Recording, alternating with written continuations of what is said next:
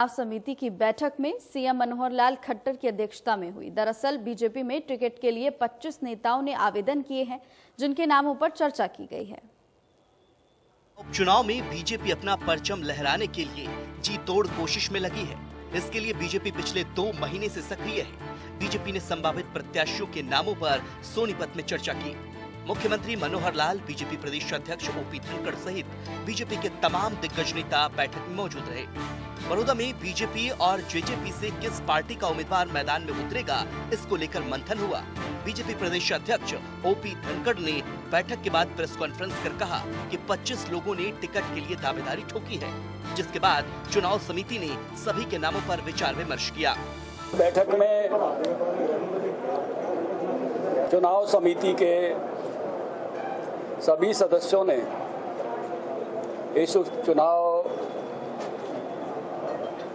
बड़ौदा का जो अभी का परिदृश्य है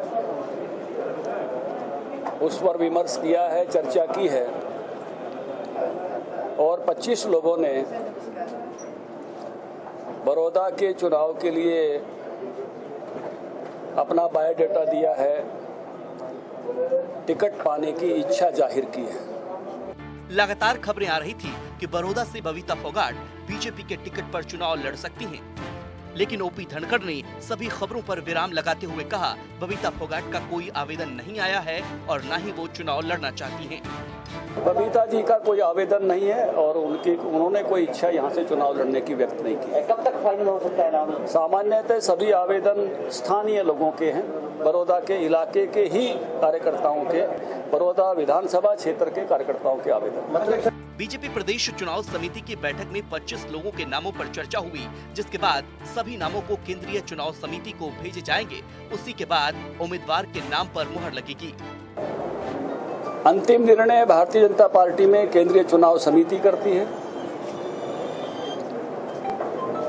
और ये दायित्व है।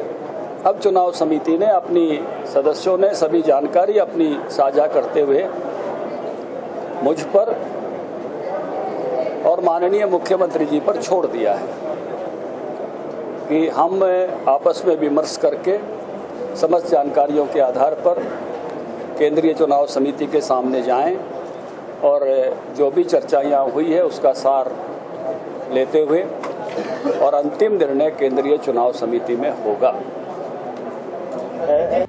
आपको बता दें कि 10 नवंबर को तय किया जाएगा इस बार बड़ौदा की जनता किससे अपना प्रतिनिधि चुनती है। बड़ौदा विधानसभा क्षेत्र पूर्व मुख्यमंत्री भूपेंद्र हुड्डा का गढ़ माना जाता है। जाट बाहुल बड़ौदा विधानसभा क्षेत्र में उपचुनाव की घोषणा होते ही सत्तारूढ़ बीजेपी सहित सभी पार्टियों के नेता सक्रिय हो गए हैं। साल 2019 के चुनाव में श्री कृष्ण हुड्डा ने बीजेपी के उम्मीदवार ओलंपिक पदक विजेता पहलवान योगेश्वर दत्त को हराया था। सोनीपत से दीपक शर्मा, इंडिया न्यूज, हरियाणा।